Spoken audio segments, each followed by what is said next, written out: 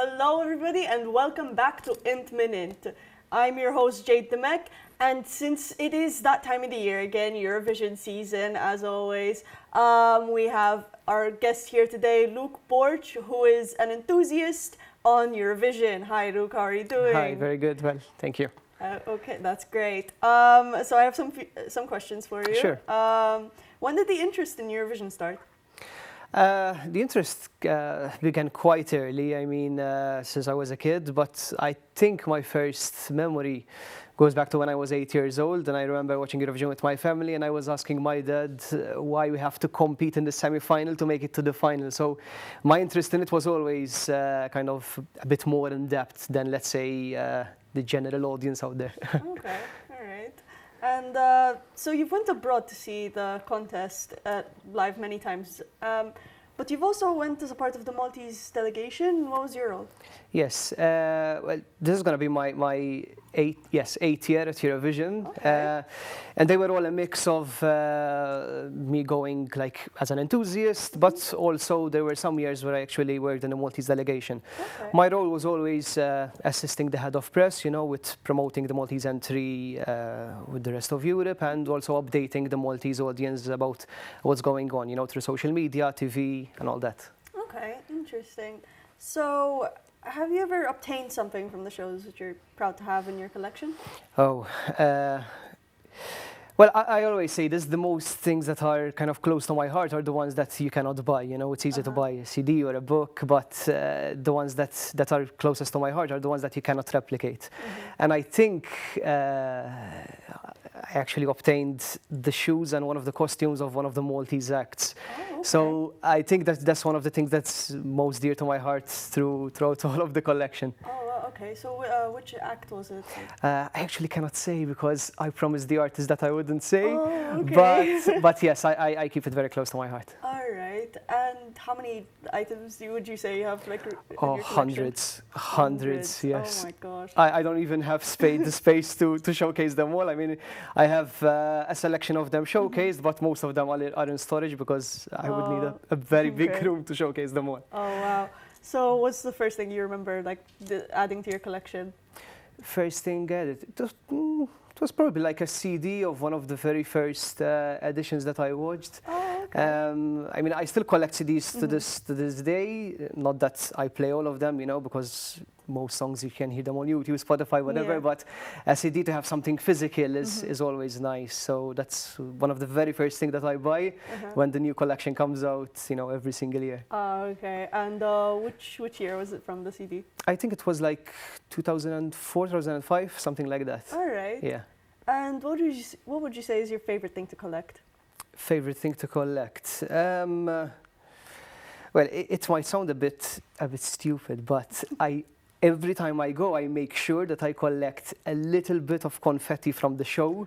Oh, okay. And it's nice to see them all year by year next to each other. It's not something, as I said, that you can buy, but it's something that is kind of sentimental that I got from the actual show every single year. Yeah, because it's kind of like one of those, like, it's exactly. one of those it's things. directly from the show, and you cannot buy that. You can't really buy that. Like, Yeah. you might see it on TV and Exactly, stuff. exactly. I actually, I also had like a piece of confetti saved from like a concert. All right.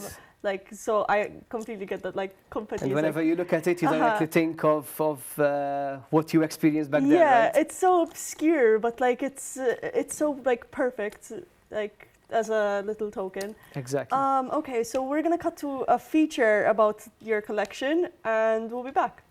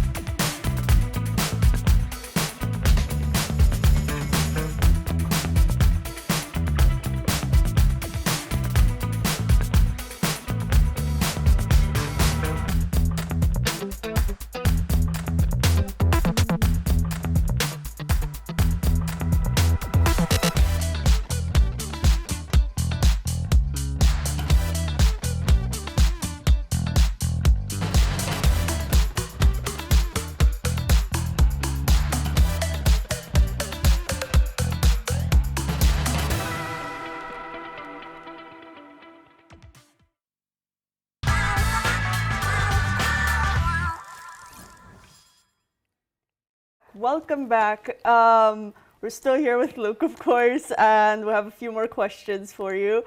So apart from the contest live and like having the collectibles and all that, you also have a radio program, yes? Yes. Well, it's a radio program that I do every week. As I say, is that weekly dose of Eurovision to whoever is listening to the radio.